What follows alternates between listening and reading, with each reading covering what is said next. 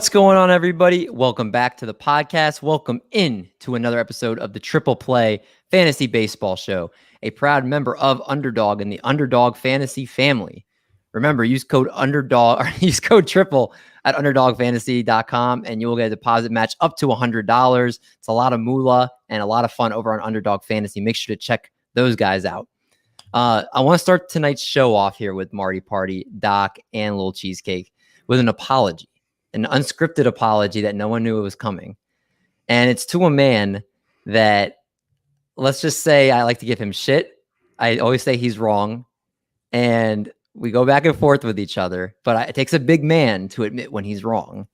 And Eric, I was wrong about JD Martinez. Oh! Yeah! Suck it, David! It's June 15th, and you are eating words. Oh, just wait till the end of the season, buddy, because don't think I forgot about Oscar Gonzalez and Mr. Ty France. Oh, wait a second. First of all, Ty France wasn't my guy. No, we said of who was going to finish better. Okay. Second, is it not as sweet knowing that I already beat you to the punch? No, because it's just sweet knowing that I beat you, that I won this argument, that you have conceded this early in the season. It hit me the other day because I was like looking at making a couple bets, and I saw all over Twitter JD Martinez was one of the favorites to hit a home run, and he was actually the top Dodger to like favorited. He was like plus like 300 over like Mookie Betts, over Freddie Freeman, over everybody else in the lineup. And I was like, where did we come to? I was like, I owe Eric an apology. I was like, this is all setting in right now. I was like, this is nuts. That's probably like, I can count on two hands the amount of time you've apologized in my life or said that you're wrong or whatever. I'm going to relish in this. I was wondering about the response because I was like, wow, David's being so gracious. And you're being kind of a dick right now, Eric. It's right on brand. I found the backstory of the amount of apologies you have ever received. Well, I didn't know this. Understand. So I did not know this. And our guy, Uncle Ted Talks, is in the chat, said, what up? He said, we talk about him. He immediately goes on the IL. Is he serious? Is JD Martinez on the IL? Since when? Wait, is he? Immediately JD Martinez goes on the IL now. Thanks, guy. Maybe he's foreshadowing it. I don't know if he means it actually happened. I'm looking this up right now. If that'd be crazy. Happens, that is absolutely crazy. Good dead air. Uncle Ted Talks. If that's foreshadowing, that's a cruel trick. I don't see anything right now. No, so it's not really. He said no. He's foreshadowing it. I'll say he's not in the lineup tonight, but that's oh jeez. Who knows? Maybe it's a phantom IL stint coming. Who knows? Marty Party, how's life? Yo, life's great, man. Short and sweet and to the point. 2 thumbs up. Oh yeah. And LC, we sweet living over there. Yeah, man. Yeah, having a good day today. Good to be talking to you guys about baseball. Always a good Thursday evening here at Triple Play. Hell yeah. Let's rock. Let's go into our TPF rundown and talk about who deleted my WOW slide? Oh, it just got moved down. Hold on. I was going to say, I'm going to have to fight one of you if you guys took it away. So our WOW players of the week, starting it off with Nolan Jones. He is the hot name right now in fantasy baseball, rightfully so. Over his last 7 games, he's got a 375, 483, 708 slash line, 2 homers, 4 RBIs, 3 runs, 5 walks to 7 strikeouts, and 2 stolen bases. Actually has 4 steals over the last 15 days. And he's only one of the only players so far in baseball this season with 2 homers over 470 feet. And he's capable of playing first, third, left, and right field. He's playing all different corner spots here for the Colorado Rockies. He's a very popular player here, Doc, and everybody's talking about him. Are you going to throw cold water on it, or are you buying the hype? I think there's a middle ground in there. So when you play on ESPN, first base and outfield eligible, so definitely helps you out with that positional flexibility. I mean, right now his BABIP is 459. I don't think that's going to be sustainable. Walks at an 8.8% clip and striking out 31% of the time. Does play in cores half of his games. And CJ Crone has been on the IL with back stiffness, and it doesn't seem like he's returning anytime soon. So Nolan Jones is locked in for an everyday role, and he's been batting leadoff recently, and the sprint speed is in the 76th percentile. And I want to give a shout out to our guys at the Triple Play beat. You're going to get the name of their podcast, right, Eric? the fantasy baseball beat. I was Mhm. combining it. But one of Torres' buddies who plays in his home league had said that Nolan Jones had 94 at-bats with the Guardians, and it was a small sample size. They ship him over. He was doing really well in AAA this year, and rightfully so got called up. But like I said, I think there is a middle ground between spending all your fab on him and him falling back to earth for a little bit. He just playing Colorado, which is always a boost. Just hit the ball hard. And with all the injuries, the playing time is there. But the multi-position eligibility helps. And there's a lot to like in his profile. I definitely looked in any league I was in, and he was picked up everywhere. So I didn't get him. But I do think when we go through this segment every week, I think you guys can correct me if I'm wrong. I feel like 2/3 of the guys we go through are probably you ride them while they're hot. And then they're probably guys that are going to be on the most drop list in a couple weeks. But I think he could be one of the third that actually stick around and are relevant with the injuries and the home park factor. So I do like Nolan Jones a lot going into this next week here. Let's talk about Luis Matos, who only played one game. He went 1 for 3 in that game. But his minor league stats, a 389 batting average. I should have made the graphic black. I think 11 home runs, 20 RBIs, 21 runs, and also stole 6 stolen bases, over 116 plate appearances here, LC.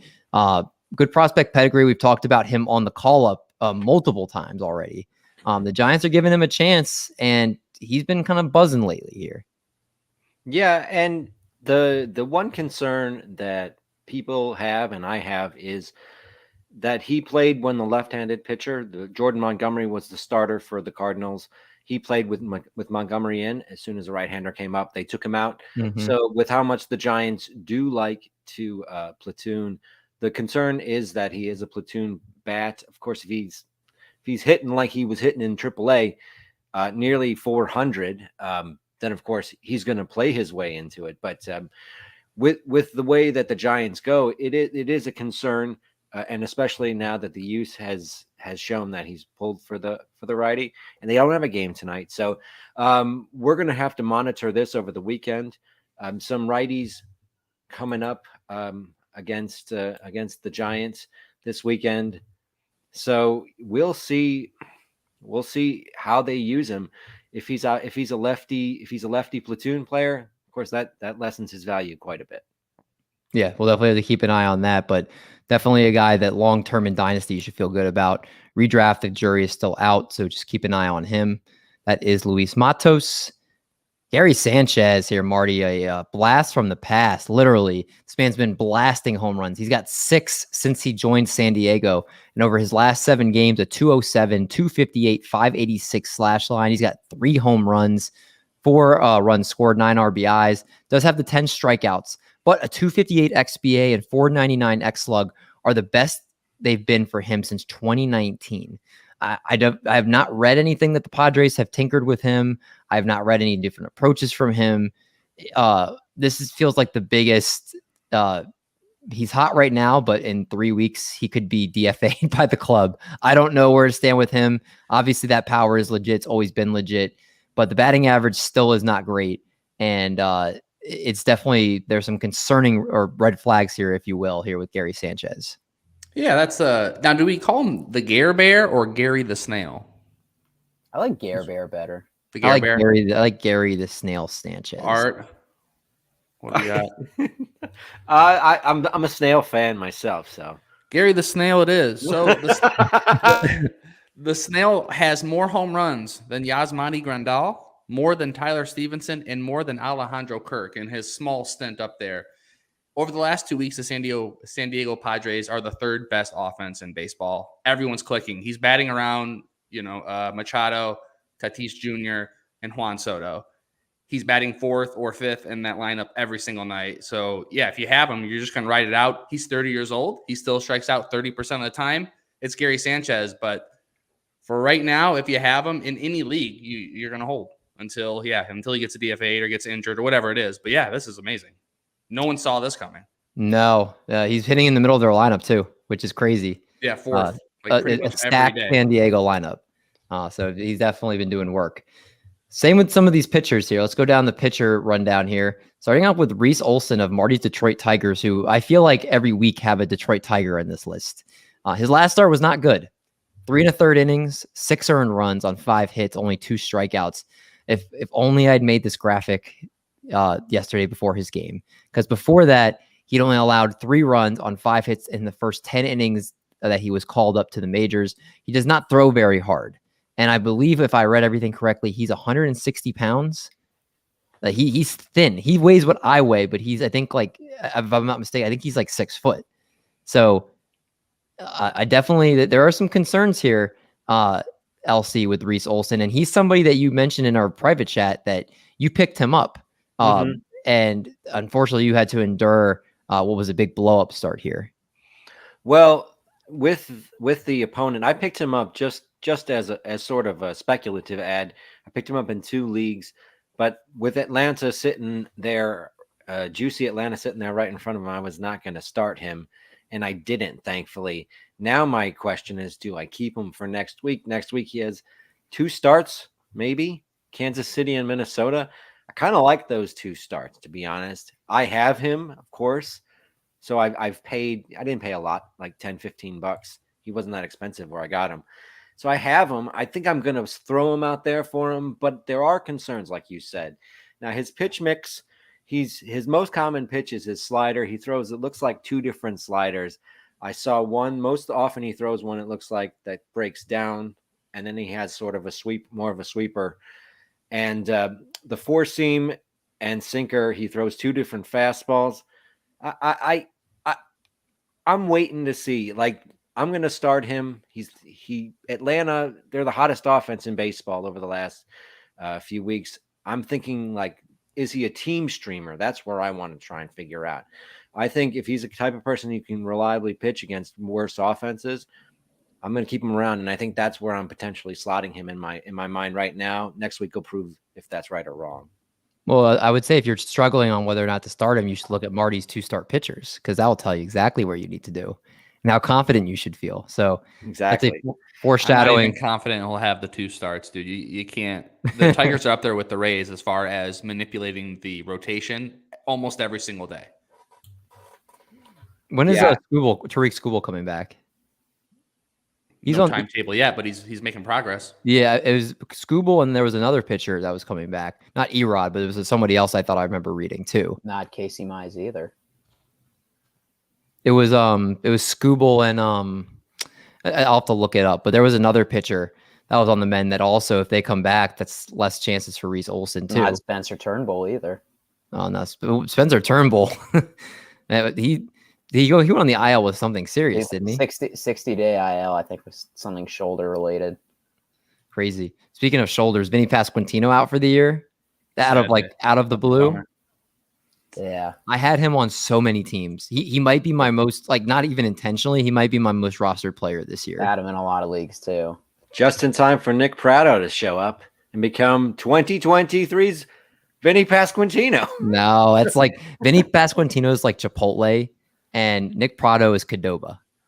I'm a Chipotle over Qdoba guy, so I agree. That's what I'm saying. It's the bootleg. This is a show of gentlemen. What are we talking about? Of course. I don't know. There's a lot of Qdoba stands out there. We're all team Chipotle, right? Next question. Prado's pretty hot right now. Wait, what are you talking about, Art? I'm picking up Prado. Art's going Qdoba. Art's getting this thing back on the road. I don't eat it either of them. I don't know. Have you ever had Chipotle? Art has a sensitive stomach. I was making sure. Eating at Chipotle is a good idea. Yeah, Chipotle rips me apart. Tears me up. Eric, man, they're not on our on football Sundays getting a Chipotle burrito and just vegging out on the couch. They're certainly not getting the Chipotle app for frequent shoppers like me and you. No, they are not. Maybe Yonny Chirinos eats a lot of Chipotle. Who knows? This season, a 38.1 innings pitched, a 2.35 ERA, 12 walks, and 17 strikeouts. 17 strikeouts in 38.1 innings. I have to calculate what that K percentage is, but that's awful. He had his first scoreless outing in his last appearance, which was 3 2/3 innings pitched, going after the opener in their most recent game yesterday. He has continued to work out of the bullpen right now. There is no news of him returning to the rotation. My question here to you, Doc, I feel like you're a in the closet Yonny Chirinos stan. I know you liked him a lot before he got hurt. Now, my question is he somebody outside of points leagues where you're plugging him in as a sparp potentially, where you can like cheat to get an extra start? That's the only way you would use him at this point? That's essentially yes. Like if you're playing in a league where you count pitcher starters like we do in our home league, then he's a cheat code for that. David, his K percentage is 11.3, and his K minus walk percentage is 3.3%. His BABIP is 181, so that is a serious sign for aggression. And like you said, he doesn't throw hard. When you go to his StatCast page on Baseball Savant, it is literally a Mr. Freeze. There is nothing that is marginally a shade of red besides barrel percentage at 55%. Fastball at 92, slider at 88, change at 84. Really, this is Rays magic. The Rays know how to get the most out of their pitchers, and I think they put him as a long reliever so that after the first rotation, hitters are a little bit kind of off their balance. They're looking for something else from the first. I think if they ever move him back to a starter, that's where you get a little bit more wary. But he also does have a hold this year. So, like, they are really moving around in the bullpen. Yeah. Yeah, I think they know how to play him the right way. I think you're right, Doc. He's a sparp pretty much that you can manipulate start limits from. You could plug into, if he's getting 2 starts a week, like 2 to 3 innings, that you can get ratios from him. Obviously the ERA is still really good. This season is already the 3rd most amount of innings he's thrown for his career. Crazy. Yonny Chirinos, definitely don't expect a lot, but maybe plug in a hole for you. Most since 2019, so it says something. Well, I think the last 2 years he's pretty much been hurt. Yeah, 11.1 innings in 2020, and then missed all of 2021, and then 2022 through 7 last year. Yeah, so that's what I'm saying. I think like most of the time he hasn't been healthy the last few years. So, but yeah, Yonny Chirinos definitely not as much of an ad as some of these other guys. This next player though, Garrett Whitlock, who whenever I see his name, I think vampire, like Whitlock. So can we call him Dracula? You want? I don't get it. What am I missing here? Yeah. When you see like Whitlock, like a black vampire, Whitlock. Okay. All right. When you do the voice. Yeah, that makes sense. Yeah. Doc was already shaking his head. Is this like a family thing? How did you know that? He's like, yeah, that makes total sense, Whitlock. Yeah, who shook their head? Doc, he was like, yeah, I know, that makes sense. Does it make sense? I mean, me and David have this telepathy, but that's what it is. Get it, Whitlock takes the down. Whitlock, yeah, get Whitlock. I feel like he's Dracula. I don't know if it catches, but every time I read his name, I always think of a vampire. So Garrett Whitlock, over his last 2 starts, 13 and a third innings pitched. 13 has 3 earned runs, 2 walks to 13 strikeouts. In his most recent start against Colorado at Boston, 18 swinging strikes and 18 called strikes over his 92 pitches. Really looked really good, obviously, over his last 2 starts. I picked him up and streamed him this week, and he definitely gave me some nice return. I'm actually holding him because he's made some serious changes here. LC, Marty. There we go. Yeah, Marty. I'm looking at his profile. I'm all over the place. I actually think there's some change here that I like. Talk to us about Garrett Whitlock. All right. I think he's fine. I think that walk percentage 4.4%. We love to see that. CSW 31.9, getting a lot more swinging strikes. Obviously, that's skyrocketed over his last 2 outings. So, 27 years old, 39 innings pitched. He's got the 33 Ks, 3 quality starts. So I was always worried about him getting deeper into the games. It seems like they're going to allow him to do so, especially if he's being a little more efficient with his pitching. So, yeah, ride the hot wave. I mean, he's 34% rostered in Yahoo, so he's available in plenty, 10, 12-team leagues. In 15-teamers, he's already scooped. About in 10-teamers. Yeah, as I said, he's not. No, that's a great question, David. I should have addressed that. You're right. I would say I would pick him up. That's fine. I'm trying to look at pulling up just some fantasy baseball starting pitcher rankings just to give you a this or that with Garrett Whitlock. I actually really like him going forward here to where I would feel comfortable playing him regardless of matchup. That's how much I feel comfortable with him. Goodness gracious. Rest of season rankings. Let's look at starting pitchers. Yes. Give me the good stuff. So, all right. I'm going to pull up some pitchers that are around him, and you guys tell me Whitlock or the other pitcher. So, Whitlock or Ranger Suarez. Oh, Suarez has been pitching pretty well, yeah. but I think I'm going Whitlock. Yeah, Who?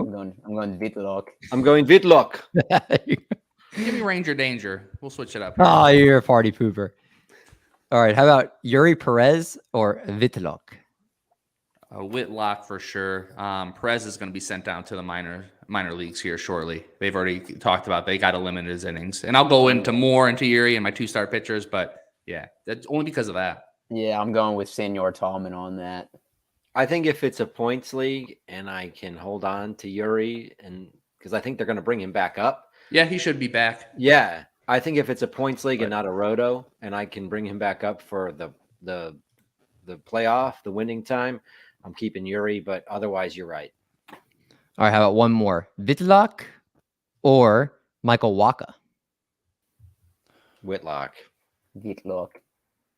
I think I did a deep dive on Michael Wacha today. I got to go Wacha, man. Why? I can't believe what he's doing. I don't know. When you spend so much time in front of your computer looking at numbers, if you just become a little numb and weird, I think that's what happened. Michael Wacha, go look at all of the stats. The X stats look great. K percentage, it's just. I never thought I'd say it. I don't even know what happened, but it's happening. I think if I remember correctly, I remember hearing and seeing that they said he's been using his changeup a lot more this year, and he's been able to play some of his pitches better off of that. I'm going to look at his baseball savant page just to make sure. But if I remember, he's increased the use of his changeup, which has made his obviously setting up his other pitches really well. He's not like an elite pitcher, but he has a 2.89 ERA. xERA is 4.03. So there's regression coming. But Michael Wacha wasn't even rosterable coming into this year. And this year I could see him putting them, 15-team league. I want to go back to that Yuri Perez. The Marlins are 4th in the NL right now, 2nd in the NL East. Mm-hmm. I mean, they probably will limit his innings because that's a smart thing to do. But the thought of that's him, just what they said. Also, the thought of him going back to AAA, I think was more feasible 2 or 3 weeks ago. But they might just skip a turn in the rotation or have him go on 6 days rest for the foreseeable future and space it out. If they're contending for a playoff spot, I don't see how you can not pitch him. So what sort of phantom IL stint does he get? Because you can't say it's an arm injury. You say Phantom? It is the Marlins, though, and they historically don't really rank winning high up in their business plan. So I don't know. They'll probably trade him in 2 years and get nothing back like they always do. Our buddy Britton Allan, co-host of the Palazzo Pod, hey, congrats, and doing his Sports Ethos Pod. It's gone. He's a busy man these days. He said he picked Juan Soto 8th, and Doc picked Mookie Betts 9th overall in the first round of TGFBI. I think they both did well. What do y'all think? Now that Juan Soto's turned it around, And Doc, the fact that you had Mookie Betts fall into your lap when you didn't even want him at 9. Wait, what do you mean I didn't want him at 9? You were so pissed off when he sniped Soto from you. I mean, I wanted Soto, but that doesn't mean I don't want Mookie Betts. Think we don't understand that you did not want Mookie Betts. You wanted Juan Soto, and you just took. I did want Juan You Soto. took the leftovers. What Mookie Betts does every single day, from playing shortstop to second to outfield and then hitting at an all-star level, the guy is absolutely incredible. And one of the best baseball players of all. Yeah, and all of his other feats are crazy. But what he does day to day on a baseball field is nuts. And it's overlooked because of what Ohtani does, rightfully so. But shout out to Mookie, dude. Mookie's that dude. Wow. Yeah, he's that guy. My girlfriend said if we move in and get a dog together, we can name him either Mookie or Betts. I like it. Oh, because of the home run that you guys won. Mookie's a great dog name. That's a good dog name. Solid. You have to get a boy then, for sure. Oh, of course. Kevin asks, what are you guys drinking tonight? I am drinking. I did have some alcoholic beverages earlier this afternoon, so I'm drinking water now. I think Art and I we're drinking the same beer. That is the king of beers. Yep. But mine has the Harley Davidson logo on, and they're not paying us, so I'm gonna put this down. That's right. No free advertising. Yeah, no. Mhm. So that's why I put it in the glass, like a classy gentleman. Unlike Art sipping not from the classy. bottle. Not Jeez. classy. This is a savage. Ugh. Art, do you leave when you get your 6-pack? Do you leave it in the packaging in the refrigerator, or do you take it each individual bottle out and then put it in there? I leave it in the 6-pack. So do I. It's not the classy thing to do. I don't know. I do part of the enjoyment. I'm just saying it's not classy. Isn't part of the enjoyment taking it out of the 6-pack hold? Like I always am I like, agree. I'm breaking it part of the 6-pack up. Like We need to put a poll out there. Who's the classiest of us four? or put a poll. How do you drink your beer with the 6-pack? You're talking cans. I'm talking bottles. When you just Yeah. Anyway, Bottles. we're 26. Let's talk minutes. about Good question. Let's talk about most added over the last week for fantasy baseball, courtesy of CBS. And our guy Nolan Jones at the top, adding 54% of leagues. Gary Sanchez, Yonny Chirinos, AJ Smith-Shawver, Joey Weimer, Reese Olson, Marcel Ozuna, and Julio Teheran. I was thinking about putting Teheran on this list, but I was like, we all were going to just say, don't do it. Don't do it. Don't pick him up. This is just obviously sorcery. Don't. And I was like, okay, let's not waste our time. But he's been producing. So that's why I think he's on that list. Most drop players on that list, topped by Jacob deGrom, who is out for the rest of the season, Mike Soroka, Pierce Johnson, Chris Sale, Noah Syndergaard, Brandon Lowe, Alec Manoah, and Jorge Polanco are your most drop players. And looking at schedules for next week, the Baltimore Orioles, Chicago Cubs, St. Louis Cardinals, Los Angeles Angels, and Los Angeles Dodgers play 5 games. Every other team plays 6 or 7, so make sure you double check over your schedules. But those 5-game ones definitely can impact if you're in a weekly league who you might play. So keep an eye on that. LC, why don't you go ahead and who put me at the bottom? You're trying to mess with me? Hey, I like this up here. All right, Marty, then you're the host. Do I host? All right. The top left corner. Art, as always. I just realized you could do that. I could move you around. Yeah, but whoever moves themselves up top, you're talking. I'm just going to sit here and sip. All right, I will take it over. Late night with Martin Tallman, your favorite fantasy analyst here at Triple Play. Art, bring out your dead. Let's start it. Let's fire it up, man. Are we ready? Ding! Bring out your dead. Bring out your dead. Thank you, everyone who sent in a name. Bring out your dead. A lot of hurt going on this week. David, I know you're feeling it too, sitting in the bottom corner. I know. Yeah, this is not fun. We're gonna start with one Wilson Contreras, brought by our boy Doc. Doc, I did notice that the podcast Two Drunk Brothers and a Podcast was talking about how he might be the worst catcher hitter in Major League Baseball. Someone get this bum out of St. Louis. I'm guessing they're Cardinals fans. We should reach out to them. I think you'd be a good guest on that with your Wilson Contreras feelings. Of course, Cubs fan Ryan Thomure coming with the great Cubs fan snipe here. Wilson Contreras down to 198, 293, 47 slash. Really doing everything he can to be like Yachty, right down to being an offensive liability.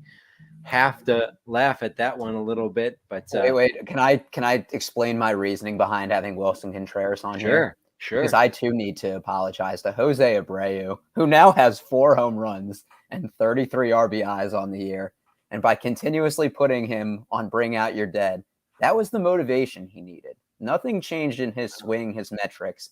Just some random guy in Maryland talking smack about him. Mm-hmm. Exactly. I next up. Well, I will say really quick, Doc. I got your joke with putting Wilson on there. I appreciate your humor. Thank you. Mike Carter, our very own fantasy baseball beat host, Mike Carter, talking about Lance Lynn. I want everyone to check out I retweeted Mike Dadino, fantasy baseball beat guest Mike Dadino, who is a Yankees TV personality and clubhouse reporter there. There's hot mics of Lance Lynn. The man has a potty mouth. It's hilarious. I retweeted it. check out Mike Dadino at Mike_Dadino or me at ArtTPF.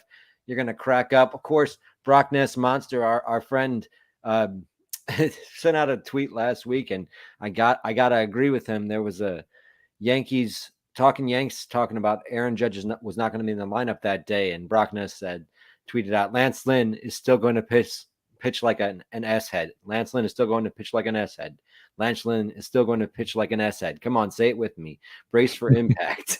It's like you have to be ready. Lynn, you want it. You want it. You just don't know if it's going to happen. Lynn has been really, really frustrating this whole season. Marty talking about Marty put up a video of Ian Happ hitting the ball and just stumbling out of the box. It's hilarious. Frequent bring out your dead contributor. Wake up. Responded to that with Ian Happ's tweet about U.S. Open Thursday. Who's locked in? Which I thought was a nice subtle. Shout out to Wake Up, dude. That was hilarious. Yeah, that lets you know Ian Happ his mind's not really in the game. He could care less that he hasn't hit a home run in over a month, and that's why I dropped him. He's in your 10 team. In a 10-teamer. Come on, baby. Yeah. Well, like $4 for you. He has been hitting better against lefties lately. I did put that up there to show that he's starting to sort of even out the batting average, but the power is just not there, as you said. Let's see. Did I put up the wrong one? Yeah, I just got the picture. Here's Andres Jimenez. Andres Jimenez our boy Drew brought up Andres Jimenez. Jimenez has been just not hitting the ball hard. His barrel rate went back down. It's under 4 right now. Andres Jimenez has a hard hit percentage at 2. He's in the second percentile of hard hit percentage on the season. He's not hitting the ball with authority there, and he's hit some home runs recently. So you hope, but on the whole, he just is not hitting the ball hard. He's not hitting the ball with authority. The steals aren't really there, even though he has the speed. He has only 7 steals. So he's not like, he's helping, but he's not pushing your team forward. It's a tough call. Scott Genstad brought up Tim Anderson. Tim Anderson's been real tough, but I wanted to bring forward here. Sir Thomas Sox talked about a ground out to first away from a Tim Anderson cycle, because Tim Anderson that day grounded to third, grounded to the shortstop, grounded to the pitcher. That's funny. He grounds out to the first baseman. That's the Tim Anderson cycle. That's the Sir Thomas Sox original. I gotta love that.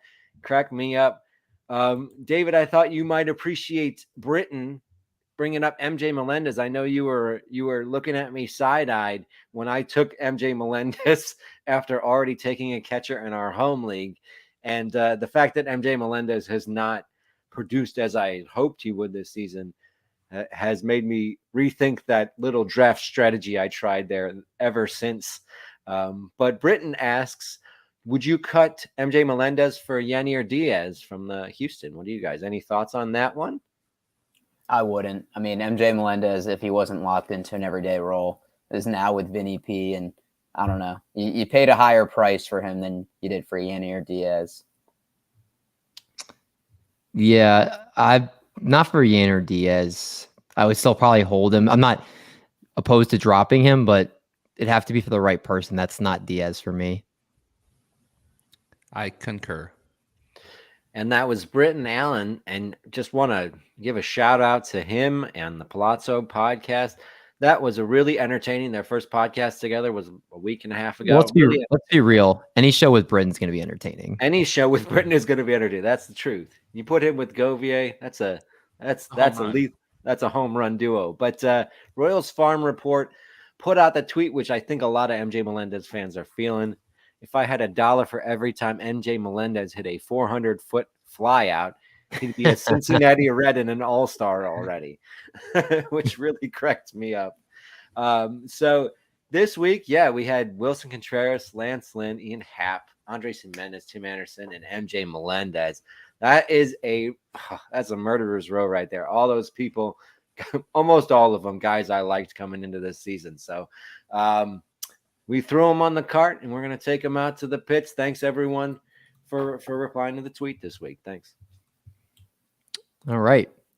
Marty, I guess you're the host. You're in the host chair. Hey, here we go. We are back. We're going to hop over to the must to start pitchers, right, David? There we go. All right, starting with my 2-star pitchers.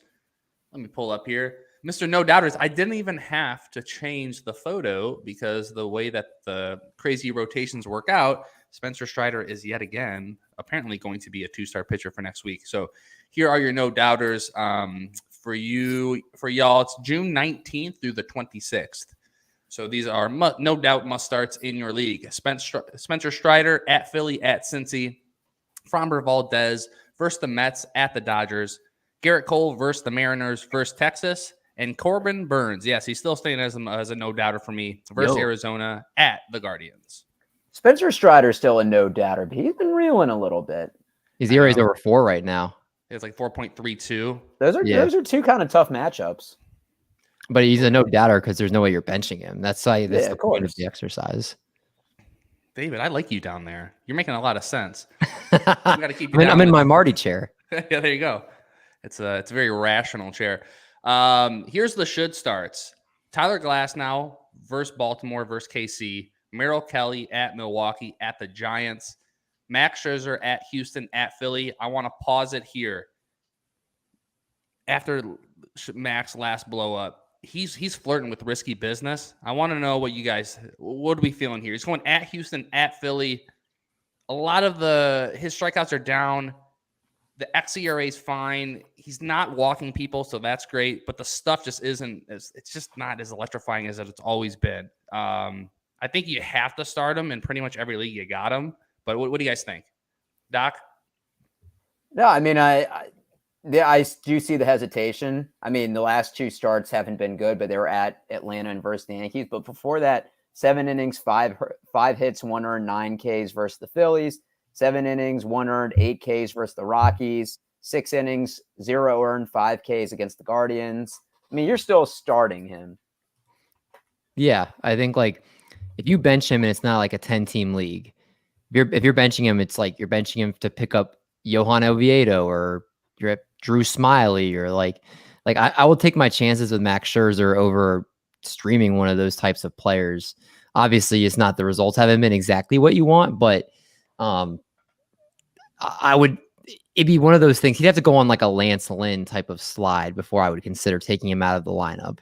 Mm-hmm. Yeah, he still has a 3.60 xERA.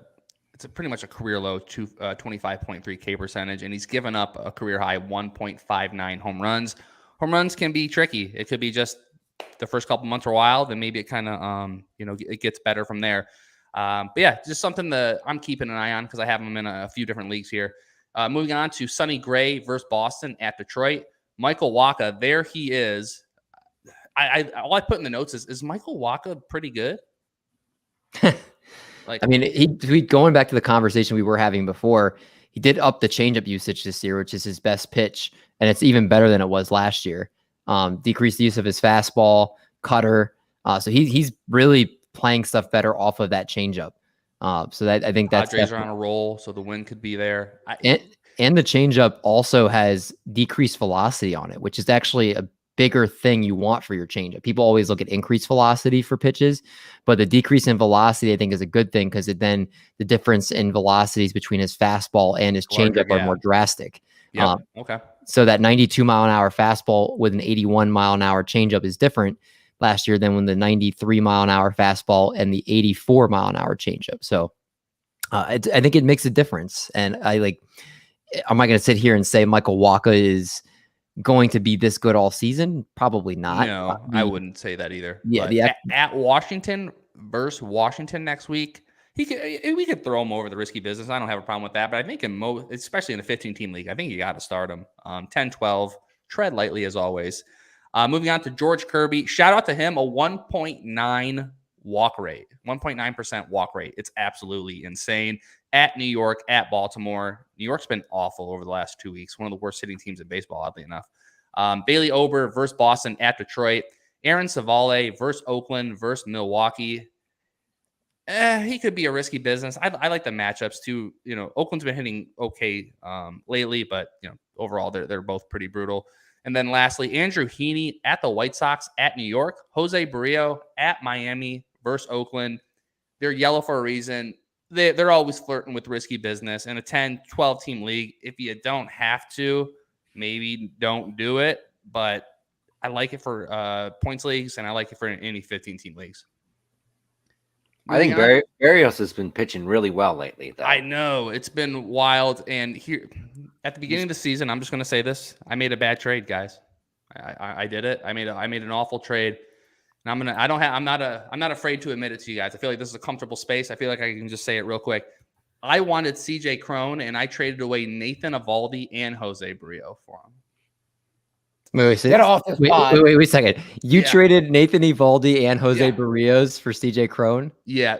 Barrillo was dropped within a week. It was because he was so bad in those first 8 to 10 starts. Gosh. So essentially it was Nathan Eovaldi for CJ Cron. I didn't think Eovaldi would be that good. I have him in other leagues too. It's Marty, a 10-team league, so Marty, I was taking risks. You were the one that planted in my head that CJ Cron was going to regress because he was going to have more days off at Coors. You quoted a Rockies beat writer.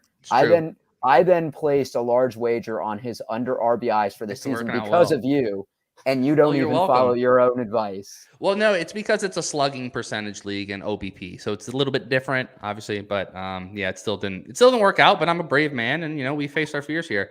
Well, hold on, wait, Marty, I'm going to help you out, okay? Oh, please, let me take a drink of this king of beer while you do that.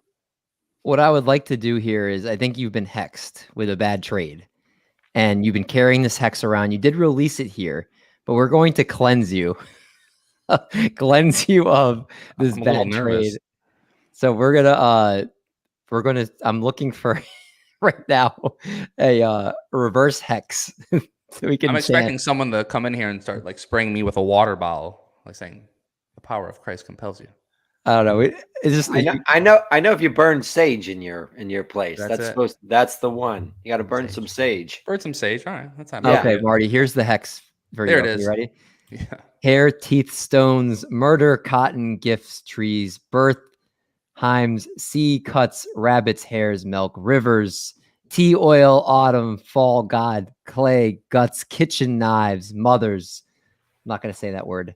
Maths, howls, birds, leaves, sex, glass, knots, water, moon, throats, songs, wombs, night. That is supposed to remove.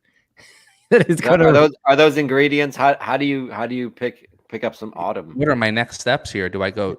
Do I go do a church? This has been the most off the rails episode we've ever had. That's what happened. You're hosting, Doc. It's your fault. Yeah, you're in the host chair. Okay. Back. All right. Anyway, back to. I can mess around now that I'm not in the host chair. All right, back to the risky business. Alex Cobb versus San Diego versus Arizona, or you could even sit him. It's Alex Cobb. I'm so sick of him. So Yuri Perez, let's hop over to here. 3.76 xERA compared to his 1.80 ERA. Good strikeout ability, but it's not elite. He has a 227 BABIP on the year so far, 9.9 walk percentage. So there is regression coming. 2 top 10 offenses right now in Toronto and Pittsburgh. So I have him in a league or two. The deeper the league, I guess you have to play him because of how well he's done. But I think he's risky business just because of these next two, the regression plus these two really good teams coming up. Next, Mackenzie Gore versus St. Louis at San Diego. Edward Cabrera versus Toronto versus Pittsburgh. Garrett Whitlock, as previously mentioned, at Minnesota at the White Sox. Ranger Suarez versus Atlanta versus the Mets. And that's DMendy when you did the Whitlock versus Suarez. They're right next to each other in my 2-star pitchers too. It was tough for me.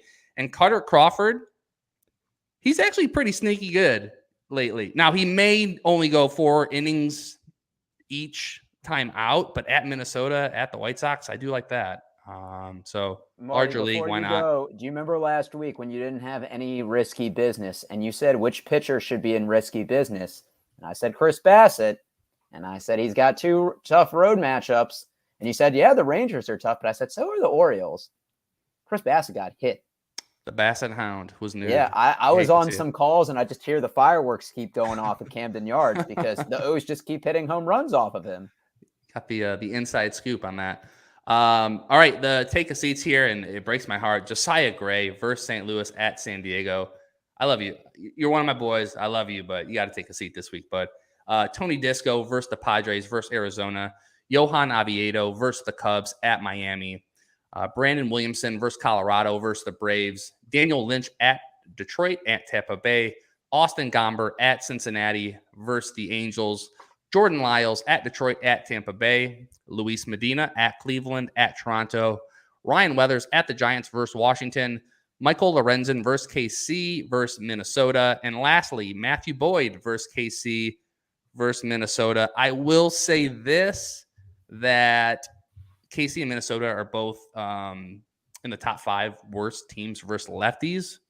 So, if you're kind of feeling Boyd a little bit, I wouldn't personally do it, but good matchups. But yeah, I think those are your take a seats. Kind of like Oviedo a little bit. Who's he got? Mr. Oviedo versus the Cubs at Miami. Yeah. I mean, in his start today versus the Cubs, he was good till the 4th inning, but 4.1 innings, 8 hits, 3 earned, but 8 Ks. Ks are good.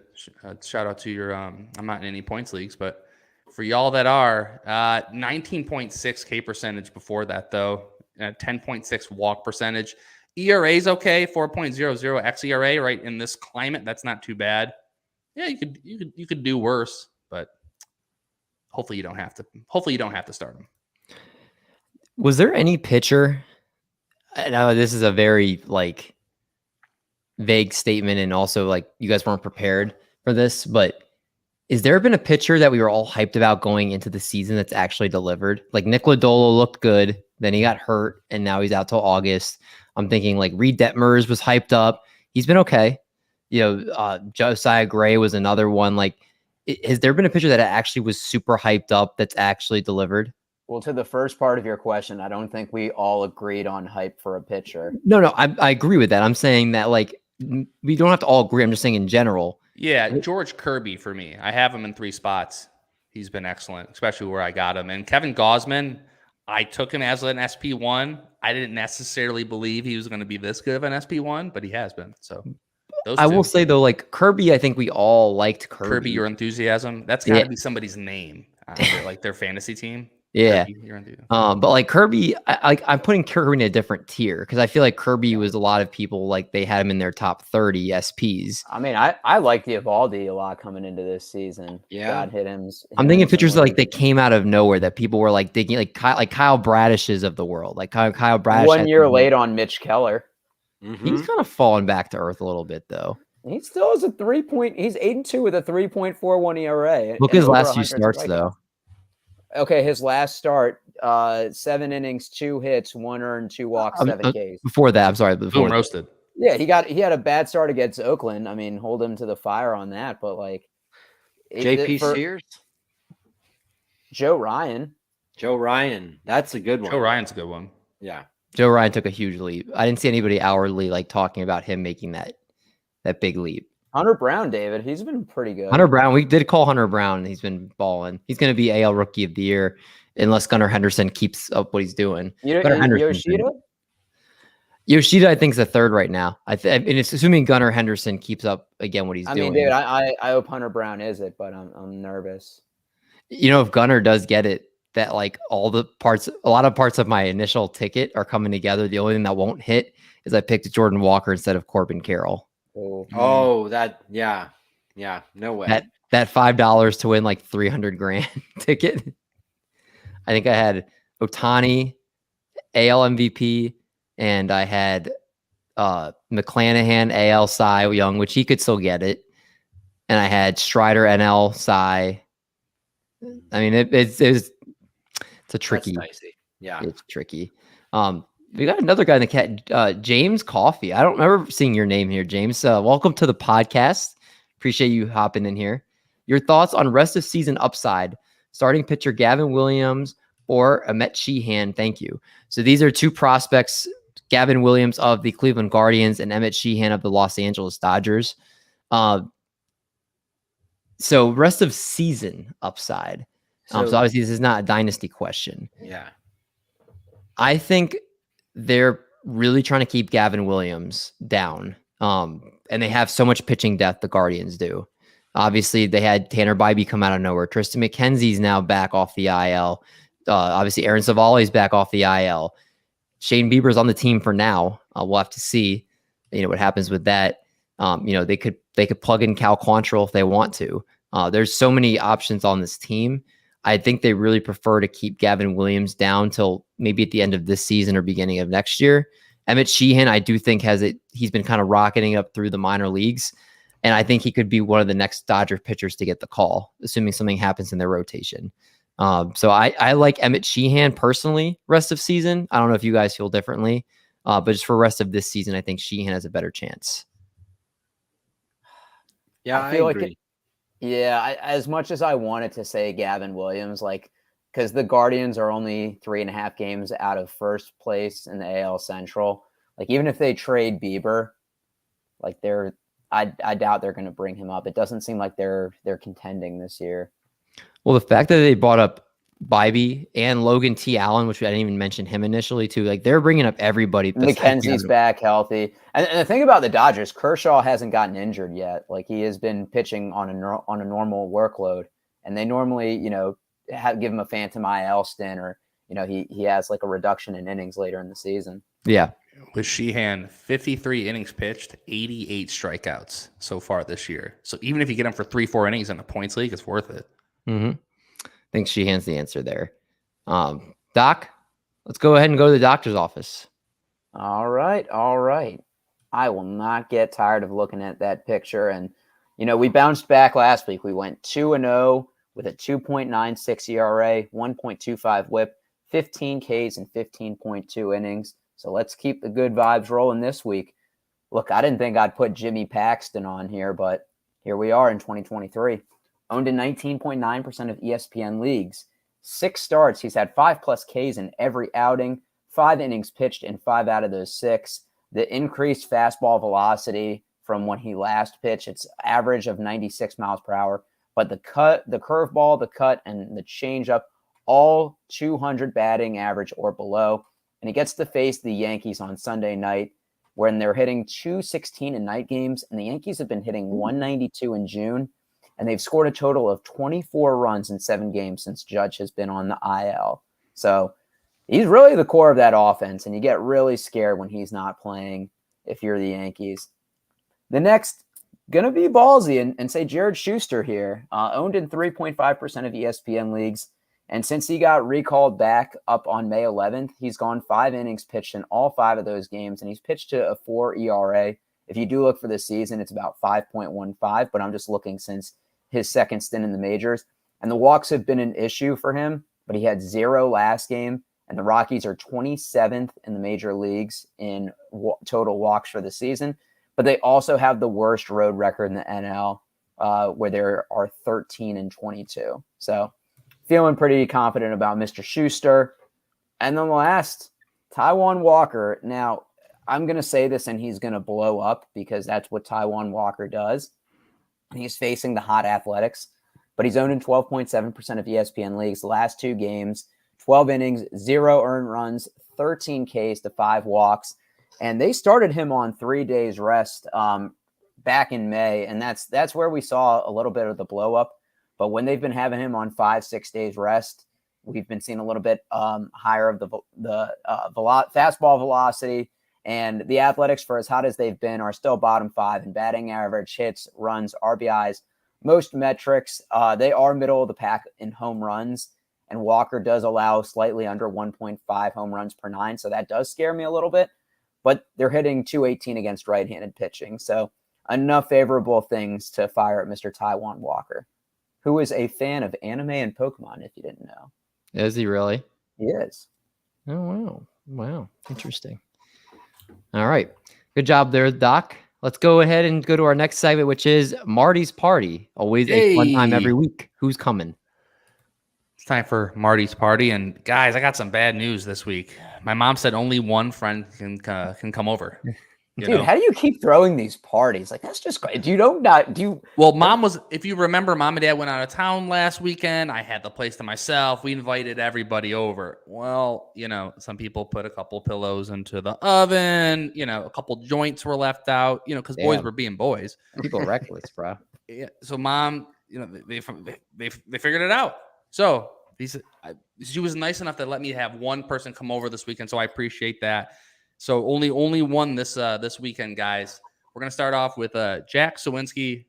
He's back on the list to potentially come over. Outfielder for the Pirates, 45% rostered, 3 games in Milwaukee, and he's continuing just to be really good this season. 15 home runs, 6 stolen bases.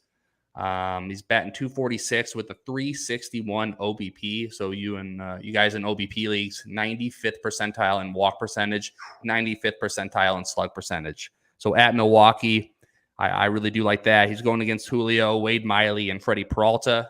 Nothing there scares me. Number 2, staying local here, Spencer Torkelson. He's basically down the street from me. First baseman for the Tigers, 12% rostered.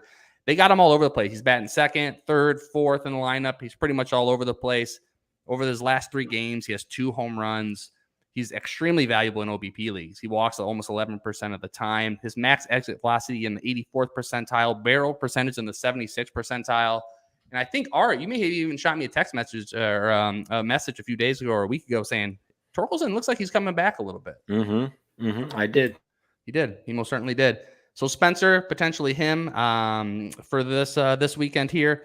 And then last, Leody Taveras, quietly killing it out here. Outfielder for the Texas Rangers, 24% rostered. His StatCast page is redder than the Devil's Doinker. I swear. Go take a look at it. Look it up. It is brick red. He's batting in 207 plate appearances, slashing 305, 364, 845. He's still only 24 years old.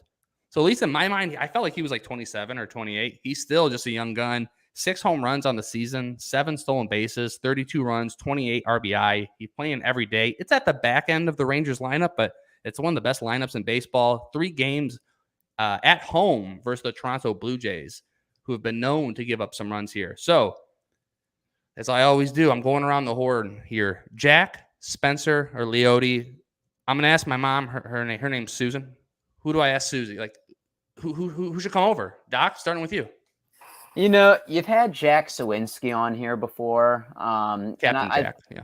Yeah, and I feel like he's been there. If not, he's heard about it from friends. And same with Spencer Torkelson. Like, he's heard the loud music. With Leody, it's like this is a new friend. Like, you want to start your relationship off well. This is his first time on the list. And, especially him batting 9th a lot of games and just with how it is, it's like you're taking a chance on him. You want to take a chance and send him an invite. So I'm going with Leody. LC, Art, what do you got?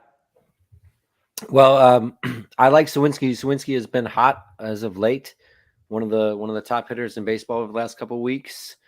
But I do know that if there were people who were leaving joints around at your place, you don't want Captain Jack there because Captain Jack will get you high tonight. I don't know if anyone knows that song. Anyways, Leody's awesome. I love him. But I got to go with my man Torque. Got to bring the local dude in. Dude is 3 home runs in June already, better than he hit in all of May. And like you say, he's been hitting better. I'm going to go with Torque, and he can easier for him to get a ride home after. I like that. DMendy, who do you got?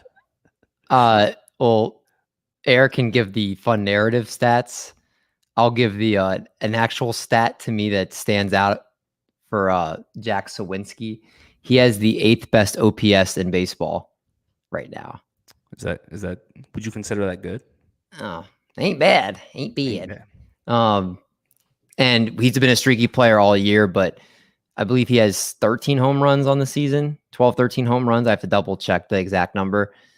He's going through one of his hot streaks right now. He's a streaky player. Jack has 15 home runs. Oh, 15. I see. I'm undermining him. Bases. Yeah. So, Jack Sawinski for me, especially when he's doing like he's doing right now, you got to ride the wave sometime. So give me Captain Jack.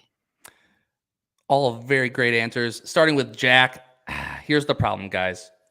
It's hard to sell your mom on somebody named Captain Jack to come over for the weekend after we partied all week. And he let me know you'd have to leave one of the nights because they're playing a lefty.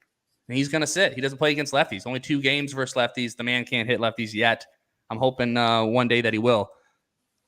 Leody Taveras, I wanted to invite him, but honestly, he asked me to pay for his airfare, and I just don't do this. Homer.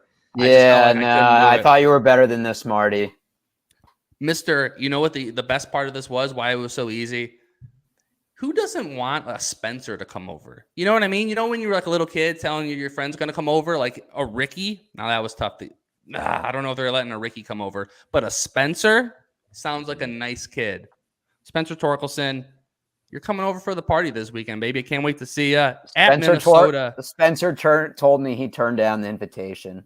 That is not true. I have him on text right now, and we also go on Twitch together and play video games. 3 games at Minnesota. I can't wait to see you, buddy. As Art's brother joke that's in the comments, go Torkelson yourself. Hey, don't throw at me with a bad time. It's a Billy Joel reference.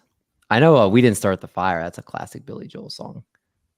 And Britton says he wants to party with all of the guys. So Britton, you're always invited. You know this. All right, Elsie, take us to our last segment of the night.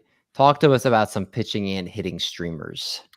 Wow. We're gonna do pitching and hitting streamers. Wow. Yeah. I just wanted to come. Yeah, David, when he was saying wow to Doc's doctor's office, it was very Owen Wilson or like an Owen Wilson impersonation.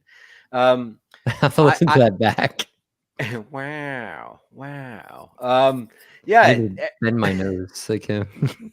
I don't think you need it. I think you just don't even think about it. Let it roll off the tongue. Speak it normally. Go wow. You'll be perfect. I wanted to update everyone in this segment. I don't have any pitching streamers to suggest this week. I kind of ran short of time to research that, and I didn't want to give you any bad ones. Last week, my performance wasn't that good. I suggested Luis Ortiz. The Cubs actually lit him up a little bit, so Luis Ortiz now gets bumped back down. I'm hoping Griffin Canning. I think he's pitching tonight. He pitched well in his last start, so that was Doc's choice from the doctor's office last weekend. I picked him for a stream this week. I didn't actually pick any streamers this week, but I did want to update on top stadiums. For top stadiums for runs this season, Colorado is the top. Fenway is second. St. Louis actually has been third. This is from StatCast Park Factors. Now these are Park Factors are a weird statistic, but this is just because they're not necessarily sticky from year to year, so it's tough to say. But this season so far, St. Louis is third, Kansas City fourth at 105, Texas, the Chicago White Sox, the Angels, who play at Angel Stadium. I did not know that it was called Angel Stadium until I was looking this up. Interesting. Cincinnati. It's called Angel Stadium. Why is that groundbreaking? I thought it was going to be named after a corporate sponsor. I mean, that makes sense. Angel Stadium after all this time, it's been Angel Stadium because it's the same ballpark since 1960 something. They have to have one of the oldest stadiums in all of baseball. I would have thought they'd be, Safeco, not Safeco, but another company's stadium by now or something. I will say this: I've been there multiple times. It's a pleasant experience. You roll up. There's a nice parking lot. You park right there. It's a 5-minute walk to the stadium. That's pretty good. Yeah, absolutely. Atlanta up there as well. Minnesota, Arizona, Houston, Detroit, and Washington. Those are all of the stadiums that are at 100 or above in runs. But of course, we all want to know where the home runs are going out. And the top home run stadiums by far, Texas is a 132, where 100 is major league average. Texas is a 132, by far the biggest power stadium this season.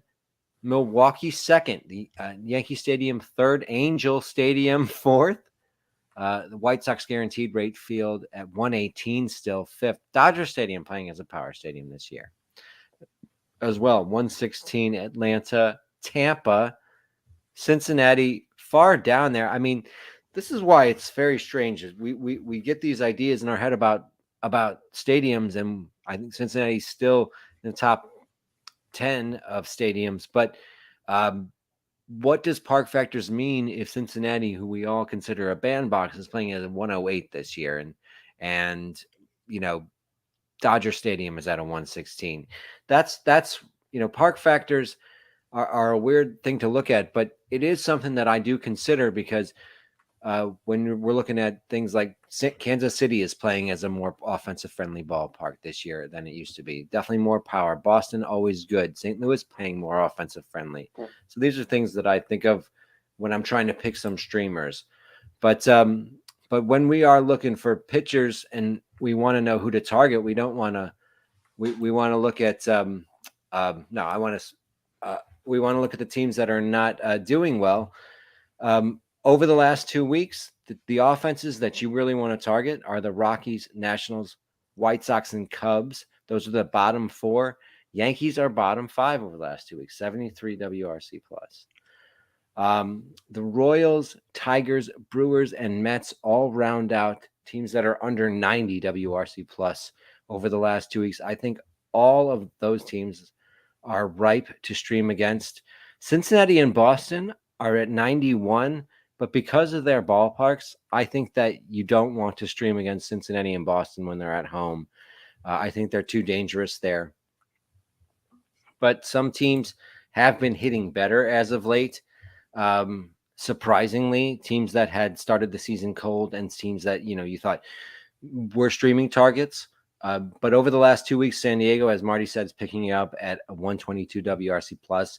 In San Francisco, also crushing righties, currently at 121 on WRC plus over the last 2 weeks. Philadelphia is getting their mojo back, currently at 121. And Pittsburgh back on a hot streak at 114 and helping Pittsburgh out. Brian Hayes is hot. Jack Sawinski is hot right now. And they were a team that we had a lot of hope for coming in as they started the season strong and tapered off. Now they're back hot again. So hot and cold streaks for Pittsburgh. Oakland rocking a 107 WRC plus over the last 2 weeks. I still think they're not a threat. I still don't think that you look at them and find them to be a threatening offense, though. Jace Peterson and Brent Rooker have been really playing well for them. Cleveland heating up like the Cuyahoga River. If you guys, the opening to Major League was about the Cuyahoga River, which caught on fire. And that song was it's a great song by Randy Newman. But Cleveland heating up, and so they're no longer a team to target, to pick on. Hopefully, Josh Bell starts hitting, so Doc can feel better about the bet he made with me with Josh Bell and Brandon Drury. Drury's kicking his butt right now. Also, Seattle picking it up as well lately. So good to see there. All the people waiting for their Seattle players to start hitting. Hopefully that is a good sign. Also wanted to mention Bryson Stott hitting well lately. Lamont Wade hitting well lately. And Aaron Hicks. What do you guys think? Aaron Hicks been hitting really well since coming to Baltimore. Maybe he's a pickup. Yeah, I can see it until the Colton Cowser comes up. So those are the these are some things that I've noticed. Like if you're pitching, Cubs, unless you're me telling everyone to pitch Luis Ortiz, the Cubs are a team to pick on. The Nationals, the Tigers, these are all teams that have not been hitting well over the last few weeks. So these are the teams that I would be targeting if I was picking streamers. All right. Great work, Elsie. Appreciate all that effort and hard work to put that together. But that's going to wrap us up for this week. A lot of great information. And I think we covered every base we could. So if you guys are enjoying the shows each and every week and you're watching on YouTube, make sure you like the video, subscribe, leave a comment down below for the algorithm. All that stuff's very appreciated. If you're on the podcast version, thank you guys for listening there. If you have not given a 5-star rating and review, that helps us get out to more people so they can see listen to our content as well. So please make sure to do that. You're throwing the Cubbies under the bus here, LC. Joe's calling you out for it. Yeah. We're not a serious front office. We're not trying to win, and I regret the romance in my heart making me believe after their hot start that they might actually have been trying to be in it to win it, when I had thought all offseason that they were making short-term flip 'em moves, and it just turns out as the season goes on, I was right all along, and I need to care less about baseball. I think maybe. Not for this podcast. We got all the best advice we could have given anybody. Yeah. Care less. Ignore everything we said. Just relax. Just listen to us for the vibes, not for fantasy baseball. There you go. All right, for Doc, for LC, for Marty Party, I'm DMendy. We're gonna make like a bread truck, and we're gonna haul these buns. Talk to you guys next week.